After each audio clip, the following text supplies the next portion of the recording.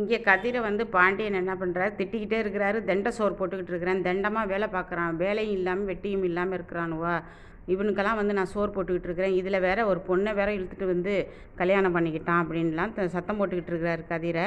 இதை கேட்டுட்டு கதிர் என்ன பண்ணுறாரு, தலையை குனிஞ்சிக்கிட்டு வெளியில் போயிடுறாரு. அவர் பார்ட் டைம் ஜாப் பார்க்குறாரு.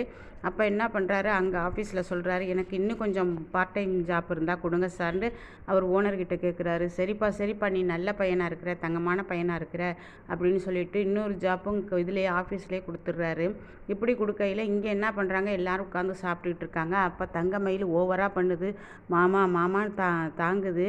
அப்போ மீனா சொல்கிறாங்க, என்ன மாமா உங்களுக்கு தங்கமயில் ரொம்ப பிடிச்சி போச்சா, நாங்கள் சமைக்கிறதுலாம் உங்களுக்கு பிடிக்காதா, தங்கமயில் சாப்பிட்றது மட்டும் தங்கமயில் சமைக்கிறது மட்டும்தான் பிடிக்குமா அப்படின்னு கேட்குறாங்க. ஏப்பா உனக்கு பொறாமையாக இருக்கா அப்படின்னு பாண்டியன் கேட்குறாரு. என்னம்மாம்மா இதுக்கெல்லாம் போய் பொறாமையாக இருக்கான்னு கேட்குறீங்க, இதெல்லாம் ஒரு சமைக்கிறதெல்லாம் ஒரு காரியம், இதுக்கு பொறாமையாக இருக்கான்னு கேட்குறீங்க, நீ என்னைக்காவது சமைச்சிருக்கியாப்பா அது மாதிரி மீனா அப்படின்னு கேட்குறாரு. எனக்கும் வந்து ஆஃபீஸ் இல்லாட்டி நான் சமைச்சு கொடுப்பேன் மாமா, அவங்க வந்து 24 ஹவர்ஸும் வீட்டில் இருக்கிறாங்க, அதனால் சமைச்சு கொடுக்குறாங்க, வந்து 2 நாள்லேயே மருமகள் எப்படி தாங்குறீங்க அப்படிங்கிறாங்க. இல்லைப்பா இப்போ தானே அது புது பொண்ணு தானே, அதனால தான்ப்பா, எது நீ நினச்சிக்காதப்பா, நான் எதுக்கு மாமா இதெல்லாம் நினச்சிக்க போகிறேன் அப்படின்னு சொல்லிட்டு இது ஒரு மாதிரி போயிடுது. மீனா மூஞ்சியை கவனிக்கிறாரு அவரும் பாண்டியனும். அதுக்கப்புறம் தங்கமயில் ரொம்ப கவனிக்குதா, ரொம்ப ஓவராக பேசுது. கோமதி என்ன பண்ணுறாங்க, தங்கமயில் உன் வேலை என்னமோ அதை மட்டும் பாரு, என் புருஷனுக்கு பரிமாறதெல்லாம் நான் பண்ணுறப்பா, நீ உட்காந்து சாப்பிடு, உன் வீட்டுக்காரருக்கு பரிமாறு உன் புருஷனுக்கு அப்படிங்கிறாங்க. இங்கே வந்து கிச்சனில் வந்து இந்த பிள்ளைங்கள்ட்ட சொல்லி ராஜிக்கிட்டையும் மீனாக்கிட்டையும் சொல்லி, என்ன ரொம்ப ஓவராக பண்ணுறா, என் புருஷனுக்கு தான் எனக்கு வச்சு கொடுக்க தெரியாதா அப்படியாங்கிறாங்க. இங்கே என்ன பண்ணுறாரு, கதிர் வேலை பார்த்து முடிச்சுட்டு வீட்டுக்கு வர்றாரு.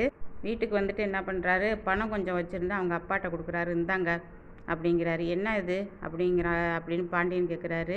இந்தாங்க பணம், எங்களுக்கு செலவு பண்ணுறீங்களே, நீங்கள் எப்போ பார்த்தாலும் சொல்கிறீங்கல்ல வெட்டி செலவு பண்ணுறேன், நான் ஒரு பொண்ணை கூட்டிகிட்டு வந்துட்டேன், இவனுக்கெல்லாம் தண்டை செலவு பண்ணணுமா நான் அடிக்கடி கேட்குறீங்கல்ல, அதுக்கு தான் என் செலவுக்கும் ராஜி செலவுக்கும் உள்ள பணம்னு சொல்லிட்டு கொடுக்குறாரு.